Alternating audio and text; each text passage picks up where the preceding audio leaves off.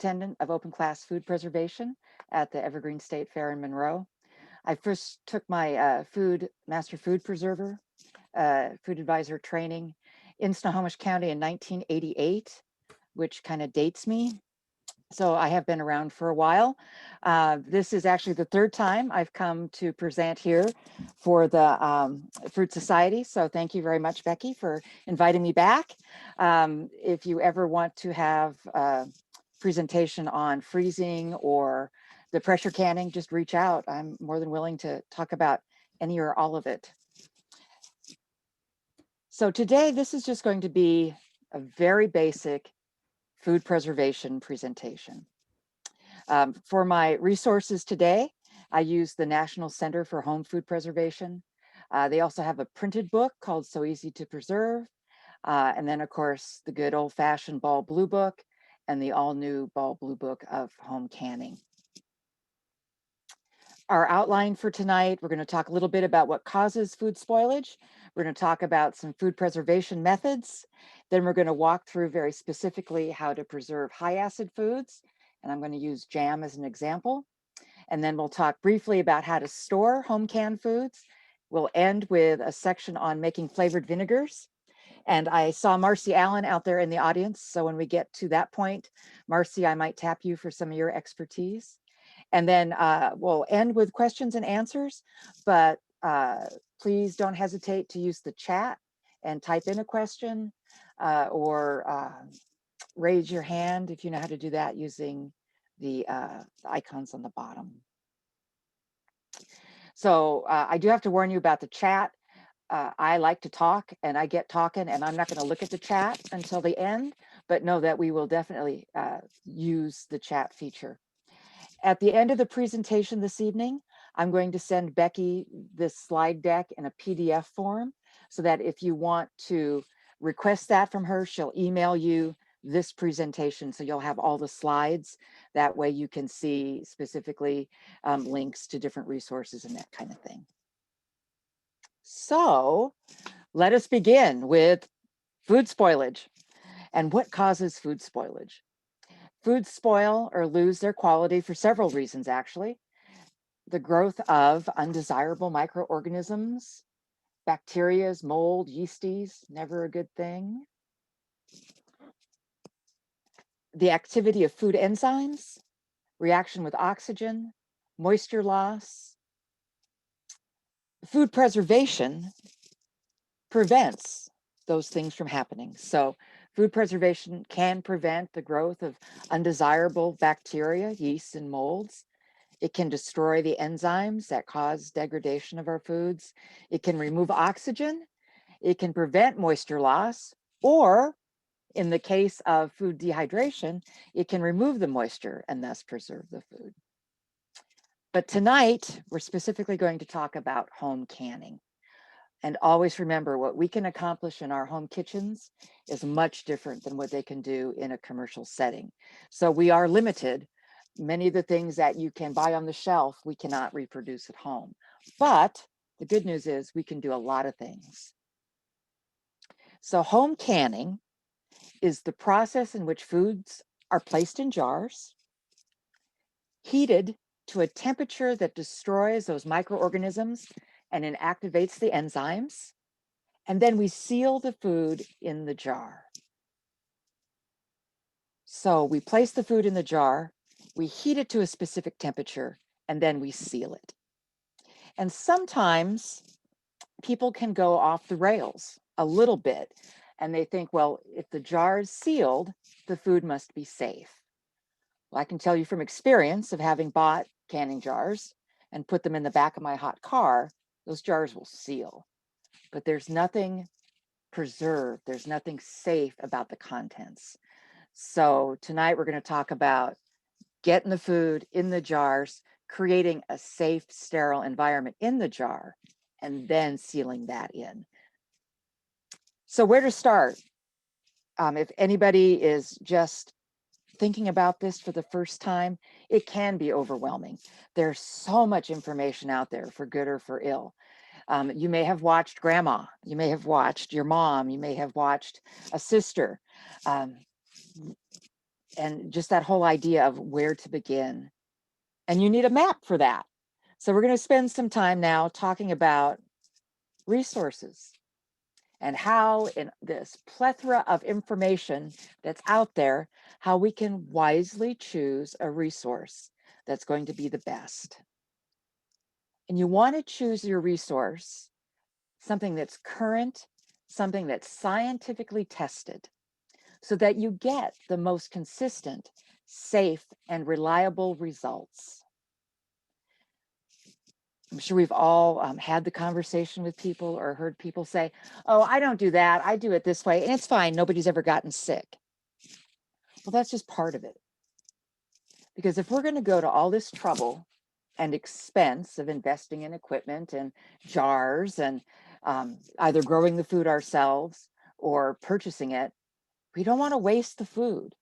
We want to do something that absolutely ensures that we have the best possible outcome, because nobody wants to throw away something that we've canned, something that we've grown, because they're kind of like our little babies. So you might be sitting here thinking, well, where do you find these golden recipes that assure this modicum of success? The United States Department of Agriculture, in conjunction with universities, have created readily available resources. And if you truly are a beginner, this is where you start. If you're a seasoned veteran home canner, sometimes it's good to go back and look at the basics again. So online, everything's online anymore, right? Here are my three. If I had to pick three of the best resources, the National Center for Home Food Preservation from the University of Georgia. This is the gospel. This is it. The buck stops here. These are the people with the food scientists in the laboratories testing things right now. The great part about this website is they have hands-on videos you can watch. You can look up recipes for canning or drying, the flavored vinegars. Pretty much anything you can think of is on that National Center for Home Food Preservation. And one of their great outlooks is about teaching canning to children. So if you have children and if you have grandchildren and you want to get them involved, there are some great videos on that website. And I just can't really stress that next generation enough. I worked with a lady. I used to work in the theater industry, and I worked with a lady. She was from New York, probably mid-30s, and she couldn't figure out why all the potatoes were dirty in the store if they came off trees. Yeah, let that sink for a moment. So here's a well-educated, well-traveled 30-year-old woman that thinks there's a potato tree out there somewhere. So anything that we can do to connect the next generation and future generations to where our food comes from, it's fantastic. And I'm sure you're doing that. You're fruit growers, right? So you must have your grandchildren out in the field with you. So bring them into the kitchen and teach them the food science of this home food preservation, because jam doesn't come off a shelf. The next one is Oregon State University. That's a great resource for local foods. Some of the fruits that we have up here in Washington, Georgia may not address. And not to put Marcy on the spot again, but Marcy got me a recipe for home canned blubber from the University of Alaska. So sometimes if you have a geographically specific food, you need to reach out to the university from that area. So Oregon State University has a lot of the native fruits that we have here and recipes for that. And then Penn State Extension. They're just a good, solid resource that has a lot of information. So I do want to caution you, though. There's a lot of information on the internet that may not be true, despite what President Lincoln said in 1873, that if it's on the internet, it must be true. Always check your sources. If you're going to look at something on the internet, please make sure that it's USDA based, comes from a reputable university, because anybody can put anything up there, and it may not be tested. It may just be something that has always worked for them, so it's okay. And that's not how we want to can as a beginner or as a veteran. So think about Abraham Lincoln. Everything on the internet may not be true. And printed material. There's a lot of printed material out there. And the key is that you want to find a trusted source, a current source, and a tested source. So Ball and Kerr, if anybody has dabbled in home food preservation or canning, you know the name Ball and Kerr. The Ball Blue Book, that is a reliable resource, but you want a current one. You don't want mom's and you don't want grandma's Ball book or Kerr book. They're great to have. They're beautiful family heirlooms. They look great on the shelf, but they are not a good resource to pick up and start canning with. So you want something current. The science of food changes. I mean, you're fruit growers, you know that. You know how things change. The tomato that we can today is not the tomato my mom canned in the 60s or my grandma canned in the 20s or great grandma had back in the late 1800s. It's a different beast. The acid is different. The sugar is different. What worked for them isn't going to work for us now. So you want to find resources that are up to date and reflect that current science. And here are 4 that I like to use. And I should have said this at the beginning. I don't work for the USDA. I don't work for Ball. I don't work for Kerr. I don't get any kickback from any sales of these materials. But these are great, reliable materials. So easy to preserve. It is the printed version of that National Center for Home Food Preservation. You can order it off that website. The Ball Complete Book of Home Preserving, it's a great resource. Has some kind of unusual things in it. For instance, if you like raspberry jam, well, sometimes you get tired of just raspberry jam. That book, for instance, has a recipe for chocolate raspberry jam where you can put cocoa powder in it. The all new Ball Book of Canning, it's a beautiful publication, great pickle recipes. And then the Complete Guide to Home Canning from the USDA. And I have to tell you, I just got mine today in the mail. This is the 2021 edition. I'm kind of a book hoarder. I love books, and I see a new canning book come out. And this one, the 2021 edition, was updated in 2015. Well, I've got the 2015 edition, but I wanted the new one too. There's nothing wrong with hoarding books and having these resources available to you. The great part about this one, this home canning guide, is that it has virtually everything we're going to talk about tonight. So if you want to go back and delve more deeply into what are those enzymes that can harm food, why do we do this? This is a great publication to have. Got it off Amazon. I'm sure it was under 20 bucks and it was here in 24 hours. It's just a great, great publication to have. So those print resources, trusted, Ball and Kerr, USDA, current, and tested. We want to make sure the recipes are tested by food scientists. And why is that so important? Why am I harping on that? Because remember, home canning heats food to a temperature that destroys those microorganisms and inactivates the enzymes. Food scientists test the process time in conjunction with the headspace to assure the best and safest outcome. We want to rely on the science for this. And that's my soapbox speech for tonight. No matter where you're at in your food preservation journey, if you're the rankest amateur, or if you're like Marcy and have won countless awards and best in shows, you want to use those resources that are tested, that are trusted, and that are current. And you might feel that kind of crimps your creativity a bit, but we don't want to create what I fondly like to call mother-in-law food. Food that, it'll probably be okay, my mother-in-law can eat it. We don't want to do that. We want the best for our families, and we want the best outcome. So that is the end of my soapbox speech. I do want to give you a little vocabulary. I throw terms around because I use them all the time, and sometimes I forget that sometimes people may not know what I'm talking about.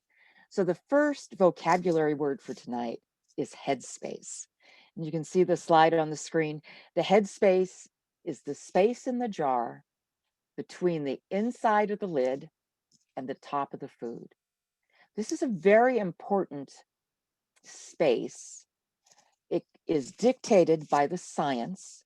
So any tested recipe is going to tell you what the headspace is. Don't just assume, oh, it's a water bath fruit, so it must be 1/2 inch. Make sure the recipe you're using tells you what that headspace is. Because if there's too much air left in the jar, this processing time won't be able to exhaust all the bad air. If there's too little headspace, the food can boil up and dislodge the jar and wreck your seal. So headspace is vitally important. So that's your 25-cent word for tonight. It's headspace.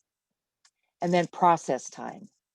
The time a food must be heated so that all the food in the jar has reached the temperature needed to destroy all the dangerous microorganisms. And every food is different. And there are some foods that they just can't come to a consensus on how we can safely home can. So just because you see it on the grocery shelf doesn't mean we can do it at home. So the process time. If you encounter a recipe that says process until sealed, I beg of you to throw that one away. That is not tested, that is not current, and that is not scientific. It will seal in my black car, and it won't be safe inside. So your two big vocabulary words, headspace and process time. Equipment. Home canning can be a little bit expensive because you are going to need to invest in some equipment. The canner. There are water bath canners, and that's what we use for the high acid foods, the jams, the jellies, the spreads like marmalade, fruits, including sauces like applesauce and juices, and pickles, because those are vinegared vegetables, and some tomato products. You want to make sure that you have the right size canner for what it is you want to do. So in the slide, notice that we have 3 different sizes.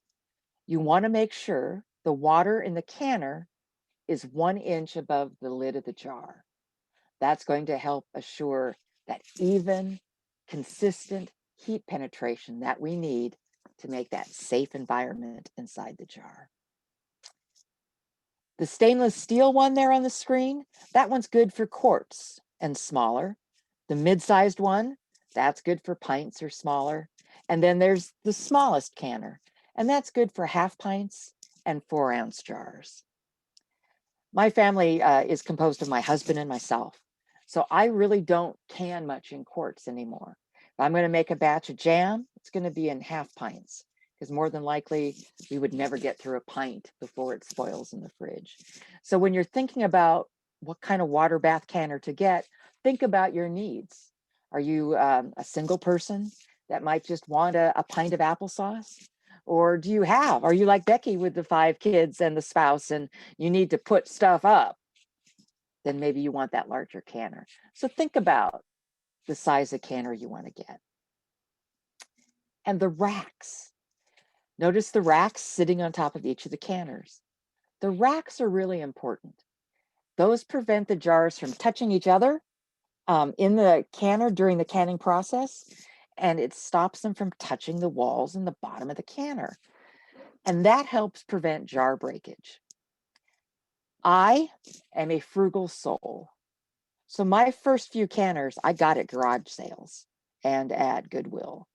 And when you do that, sometimes the rack that comes with it is rusty. And you're going to want to replace that.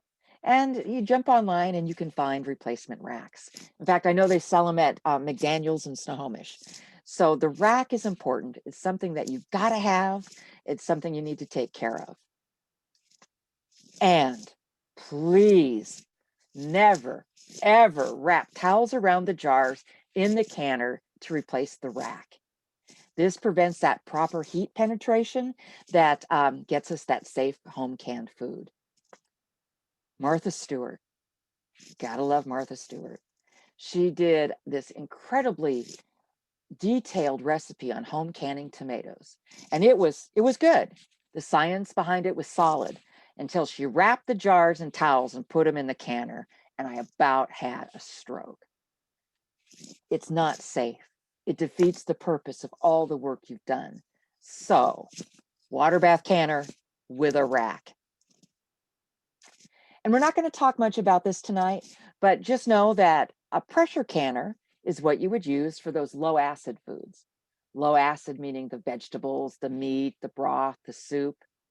And interestingly enough, you can use the pressure canner for these high acid foods in place of the water bath canner. And I have a contestant up at the fairgrounds. She does that consistently and has really, really good results. So if Becky ever wants to invite me back and we can talk about pressure canning, I'll go over that a little bit as well. So other items. So much like I'm a book freak, I'm a gadget freak. I love gadgets. And some of them are necessary and some of them are not. The items here are things that you truly need to home can safely. That jar funnel, it's worth its weight in gold. The jar lifter, when I first started canning, I gotta tell you, I used hot dog tongs trying to lift those hot jars out of the canner. And yeah, they'd slip and they'd break and they'd fall, and it's just not worth it. So get the jar lifters. I carry mine with me everywhere I go. No. They're just worth it. You can buy them on Amazon, every hardware store, every canning supply store has this. It's just worth it. The ruler and the hem gauge, those are interchangeable. That's for measuring that headspace. You don't want to guess at that because when you get into the more, I don't want to say dangerous foods, but the more, the foods where you need to be more cautious about your process, you want to measure that headspace and not just go, yeah, it's kind of an inch. You want to make sure. So I use a hem gauge for like when you sew, because I can set it to a 1/4 inch if I'm making my jams and jellies, and I can measure everything at once. And I don't really have to stop and think. And my eyes are not as good as they used to be. So that little red pointy thing really helps. Then we have the gadget that takes the lids out of the prep water. It's a little magnet on a stick. And yeah, I've used the hot dog tongs for that too. And sometimes that will gouge the sealing compound on the underside of the lid. So once again, it's not something that's a deal breaker, but once you have that little magnet on a stick, you're going to wonder how you ever canned without it, because it really does make the job easier. And then the last one on this slide is called an exhauster. The pictured is a chopstick. I use a clear plastic exhauster, for lack of the proper term. When you can, and if you've canned, you may have encountered your fruit floating. You may have encountered bubbles in your product. The chopstick or the exhauster help remove those before we seal it in. So it's something that you'll use on everything except maybe broth. So I highly encourage the purchase of the plastic exhauster, because I can sanitize it and sterilize it. Or, the chopstick works just as well too. So it's good things to have. And of course, you're going to need other items. You're going to need pots and pans. You're going to need a liquid measuring cup, and you're going to need dry measuring cups, and you're going to need measuring spoons and jars. So yeah, I'm a book hoarder and I'm a gadget hoarder, and I love jars. My mother said when I came out of the womb, the first thing I saw was probably a jar, because I'm obsessed with them. Shapes, sizes, ages, new ones, old ones, colored ones. I love jars. But for safe home canning, We want Mason style jars. And Mason style jars are specifically designed for home canning. They're designed to work perfectly with that flat lid and that ring. They're designed to withstand the time and temperature of home canning. And when we talk about pressure canning, things go up to 240 degrees and 10 pounds of pressure for an hour and 15 minutes. That glass has to be pretty sturdy. So these Mason style jars are designed for that. And they're designed for repeated use. We want to use these jars season after season after season. And these current recipes that I keep harping about, they were researched using standard Mason style jars because that shape really does make a difference on how that water conducts that heat into the product to make sure that it's safe. So mayonnaise jars, honey jars, oyster jars. And I'm going to throw a caution on this one. Lids and rings kind of appear to fit, and yeah, you can spin that bad boy on, but it's not a precise, perfect fit. Those jars are not designed to withstand the time and temperature of home canning, especially if you're doing pressure canning. They're not designed for repeated use. That Best Food mayonnaise jar was designed to have Best Food mayonnaise in it and then go into the recycle bin. And again, the shape makes a difference. I caution you when you go to the store and you buy a box of jars. They may look like mason jars, and they might even say mason jar on it, but check the box and make sure it says safe for home canning. Even my beloved Ball Company now markets home storage jars that say mason on them, and you think, hey, I got myself a new box of pints. But if you look at the box they come in, it says not safe for home canning, for food storage only. So make sure that when you do invest in jars, that you get the ones that are safe for home canning. And you know, I buy jars at yard sales. I go to Goodwill. I have jars from all kinds of sources, and that's perfectly okay. Make sure that it's a safe jar for home canning. And with just a moment of confession, when I first started out, absolutely, I used mayonnaise jars and oyster jars. But over the years, I've accumulated enough jars now that I don't need to. But using that mayonnaise jar or that honey jar or that oyster jar is a risk because it can break when you take it out of the canner from thermal shock. It can break in the canner because of the boiling of the water and the boiling of the food inside the jar. And I kind of got to the point where I don't want to take that risk just for the convenience of grabbing the jar of old jar of mayonnaise. So that's something you get to decide personally. But I would just say start acquiring canning jars any way you can. So you're going to get your recipe. You're going to read it over first, just like any of the good bakers out there do. You're going to gather your ingredients. You're going to gather your supplies, and you're going to wash and sterilize everything that comes into contact with your produce. The canner, all those gadgets, all those jars, the cutting board, the countertop, all of it gets sanitized and sterilized. I would encourage you to put an apron on. You may have noticed I got me some long hair. I will put my hair up. If you like to wear gloves, wear gloves. Certainly if you're working with something like a green mango that's going to irritate your skin. I happen to have no human children, but I have dogs. And when I start to can, those dogs get locked out of the kitchen. And I make sure that my focus is on what I'm about to do so that I don't deviate from the recipe. And I got to tell you, if one of those jars comes out of the canner and breaks and rains down boiling hot jam onto one of my dogs, I'm going to be pretty upset. So I make sure that my work area is clear of distraction and of somebody who could get hurt, because as careful as you'd like to be, sometimes things go wrong. So apron on, hair up, gloves, clear the room of any kind of pets or little ones, unless they're there to help you. So I realized for this presentation that I needed to can something yesterday. So I made rhubarb orange jam, and it's in the Ball Guide to Preserving. And I have a jar of it right here.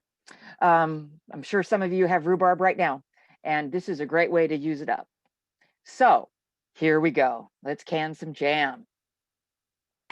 So the prep: the canner, the jars, the lids, the rings, the funnel, the lifter, the bubble remover, the ruler for the headspace, the pan for the jam, the measuring cups, the fruit, the sugar, the pectin, towels for wiping the sealing surface, and a timer. And in this slide, if you notice the orange arrow, that's pointing to my clear plastic bubble remover or exhauster. You can often get those in kits that come with the funnel and the jar lifter and the little magnet on a wand. So I would, again, encourage you to grab one of those. So for my recipe, I had 2 pounds of rhubarb washed and chopped, a cup of orange juice, the peel of half an orange, 6 cups of sugar, and 6 tablespoons of pectin. And when you measure those things, you need to be precise. This is kind of a little bit home economics 101, but I just wanted to touch base. My orange juice is in a liquid measure cup, and I view the fullness straight on, right? I don't look down on it because that can give me a false full. I don't look up at it. I don't hold it, to see if it's full. I sit it on the flat countertop and I look at it to make sure that this liquid measure cup has 8 ounces in it. My sugar. In making jam, this is a scientific formula. It's the acid, it's the fruit, it's the pectin, it's the sugar ratio that makes the beautiful gel happen. So 6 cups of sugar. And in that top photo, you see it's a dry measure cup, which is great, but it's mounded. It's like I just scooped it out of the bag. That's not accurate enough. That's a no. You want to go ahead, level that cup off, and have a precise cup of sugar. And the same thing was true for my pectin. I tend to make quite a bit of jam and jelly, so I buy my pectin in bulk. And so I measured out 6 tablespoons of pectin. Once again, used the tablespoon, leveled it off so that these are precise measurements. And then the jam procedure, it was combine the rhubarb in the juice, cook it for 3 minutes, add the pectin, boil it, add the sugar, bring it back to a boil it hard for 1 minute, and then you remove it from the heat and you skim the foam. And I just want to say a quick word about the foam. If you're new to canning, you might be a little put off by this foamy substance on the top. It's considered unsightly, and you can actually throw in a teaspoon of butter in the jam making process to kill the foam. It's a personal choice. I happen to like it. So I skim it off, I put it in a little bowl, and I eat it. Tastes great. My friend Laura calls it the angel's share. That's what she reserves for herself, is the foam. So don't get all bent out of shape about foam. Take it off, don't take it off.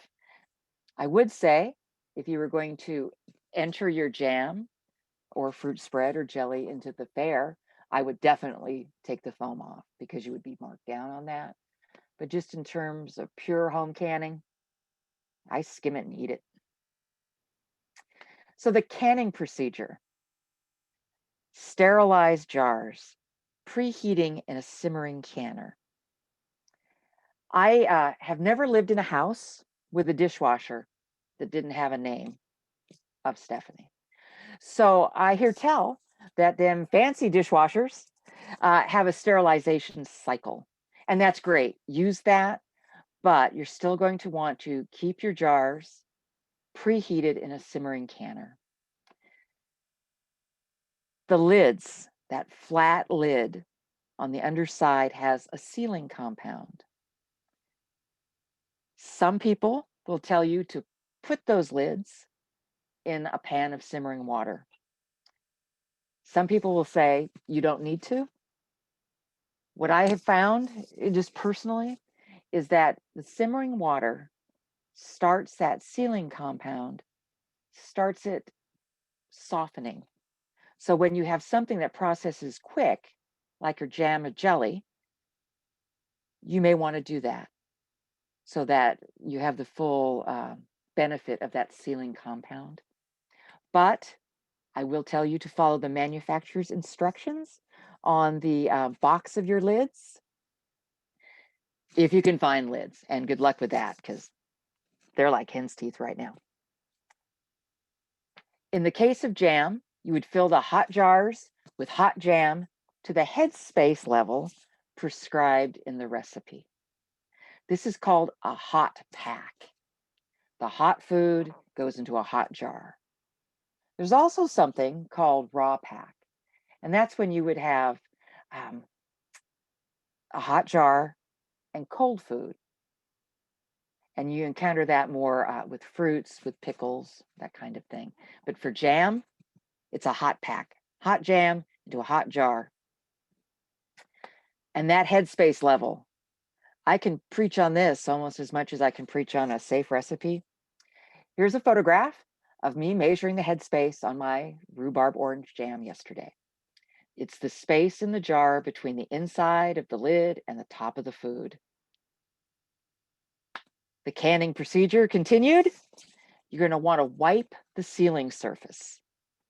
So even though we used a funnel that helped get the food, the produce inside the jar, sometimes dribbles happen. This is a shot of me using a damp paper towel to make sure that sealing surface on the top of the jar is super clean. Any little food particle, syrup, pickle brine, a dill seed can stop that jar from sealing, even though you've done everything right. So this is one of those kind of tips and tricks. Wipe that sealing surface so that you give that lid the best chance possible to seat on the top of that jar and give you the seal. So you place the hot lid, sealing compound side down, on the sealing surface of the jar, and then you add the metal ring, and it's finger tight and then a quarter turn. So finger tight, quarter turn. Anybody that has changed an oil in an old truck with the Fram filter, that's how you do it, right? You spin it on until it's tight and then a quarter turn with a wrench. Canning jars the same way. I have memories of my grandmother cranking down that ring so tight that it buckled and the seal failed. You want it to be able to flex a little bit so that that air can exhaust.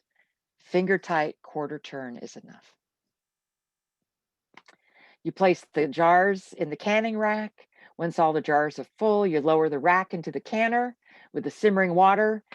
You cover it and you raise it to boiling for that prescribed process time. Timing. Process time begins when that canner begins to boil. And when the process time's done, we're not done. There's still more to do. So at the end, the timer goes off.